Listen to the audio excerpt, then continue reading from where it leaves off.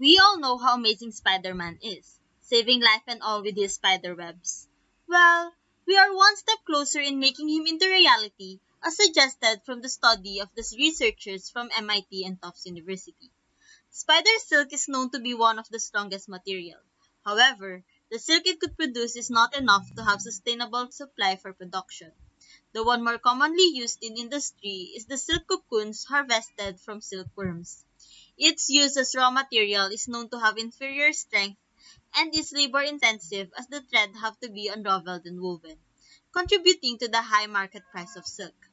To innovate such process, the unraveling step is omitted. Instead, it was simply regenerated, producing a fiber with better mechanical properties as its microstructure is enhanced. The regeneration process mimics the spider in making its silk. At the tail of the spider, the silk protein or speedroins are secreted.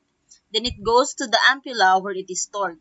This is referred to as the spinning dope, which possess nematic liquid crystalline phase. Then it goes to the dock and draw down taper, where there is a constant elongational flow. The shear force present forms the beta sheet crystals, which is desired due to its highly crystalline structure connected by numerous hydrogen bonds. To imitate this, the silk cocoons are partially dissolved and broken down to create the ideal spinning dope. Ling et al. Found that mixing silk fiber and hexafluoroisopropanol or HFIP in 1:30 weight ratio and incubating it partially dissolves the silk. The HFIP effectively cuts the chains sufficient to retain its sophisticated nano and architecture. The spinning dope was then concentrated and extruded through a syringe to form a uniform viscous solution with nematic liquid crystal-like texture. This imitates the shear elongation of pre-aligned liquid crystalline condition in spiders. A hardened fiber is formed as HFIP solvent vaporized. From the SEM image, the silk microfibers fuse together and align along the fiber axis with minimal gaps or cracks. The preserved hierarchical structure of silk and the perfection in fibers provided its impressive mechanical strength. In fact, 7 milligrams of the regenerated silk fiber that's 15 centimeters long could handle 200 grams of weight without failure. Such production method can make different forms of the regenerated silk fiber or polymorphs. It could make a yarn-like spiral, freestanding gourd vine-like helix, two-dimensional and three-dimensional structures. It can be coated further with carbon nanotubes to add conductivity to the material. As measured from its resistance, the composite material exhibits higher sensitivity to humidity and temperature as compared to commercial hygrometer. In 2016, the research group applied for a patent to the World Intellectual Property Organization and titled it as Silk Nanofibrils and Uses Thereof.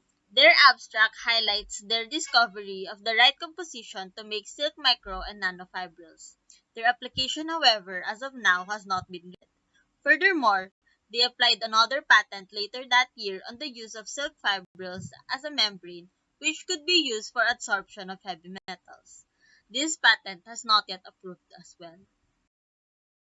Nevertheless, their idea has huge potential in 3D printing applications.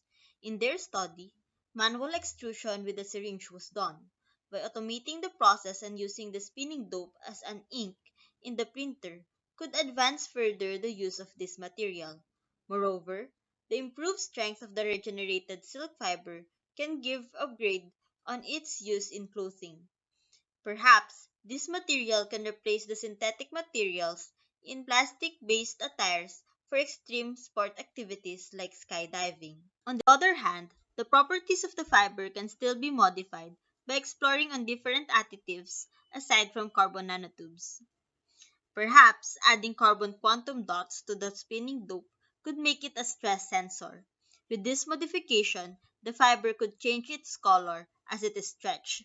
This is similar to Sand et al.'s work, where alternating layers of polystyrene polyisoprene triblock copolymer is used.